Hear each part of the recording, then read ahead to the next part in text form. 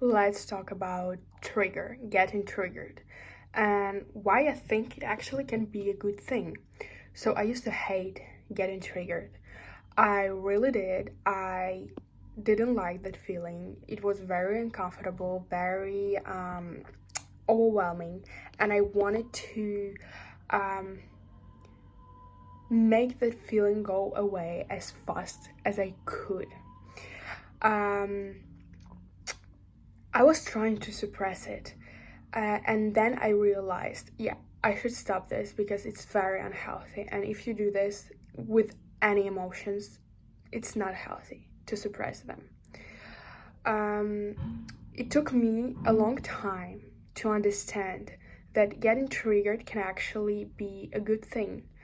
And if you're willing to pay attention to it, if you are willing to look at it from a different perspective, and it actually can help you solve a lot of the stuff that's been quietly bothering you on the background.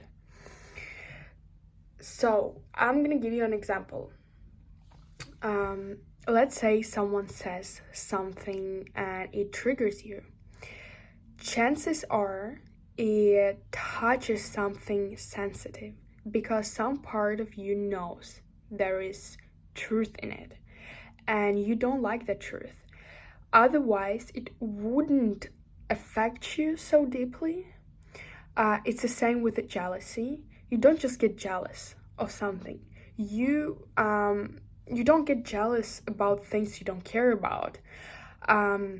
If you're jealous, it usually means you want something or you think you need to have that thing. So why is getting triggered is actually useful? Because it puts you on the spotlight. It shows you exactly where your inner work still needs to happen. It points to the part of yourself that still hurt, that still need healing, or that you've been avoiding. So what I do now whenever I get triggered is I don't run from it anymore.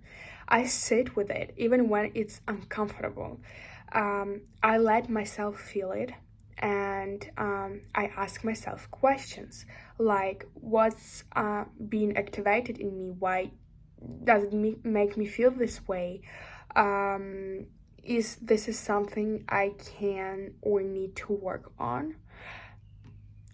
This type of questions. Very helpful, and every time I asked myself those questions and did this kind of exercise, I felt so much better. I felt so much better. Everything made so much more sense. And another thing why you can get triggered, it's because it can be also about comparison. You might see someone doing something or being somewhere in life that you are not, and it stings. Not because they did anything wrong, but because you feel behind or you feel not enough. And that's your stuff to deal with. And again, that's something to look at and not avoid. And I actually made another video just about this, so I won't go too deep into this here in this video. But anyway, this morning I got triggered and I was very frustrated. It wasn't even a big thing. It wasn't like a big deal.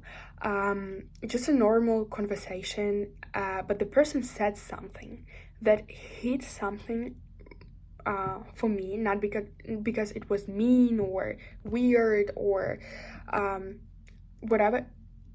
It was true, and I knew that, and I didn't want to admit it. I didn't want it to be true. I knew I was aware of that, but I didn't want it to admit it to other people, and I was kind of making pretending that everything was okay. Yeah, I was very frustrated. And then I just let that frustration kind of move through me. I mean, I just let myself sit with it and feel it. And then I sit down and ask myself, what can I do to actually change this situation that's been bothering me for months?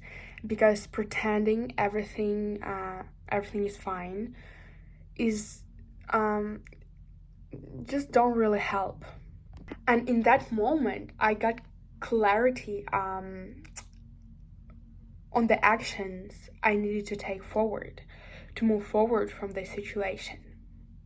That's why I am saying, don't be afraid to get triggered. Use it, let it, I don't know, guide you. It's not something bad. It can actually be your advantage if you are willing to look at it from a different perspective. So yeah, I hope this helps, and if you have suggestions for future topics, let me know in the comments. I'd love to hear what you are thinking.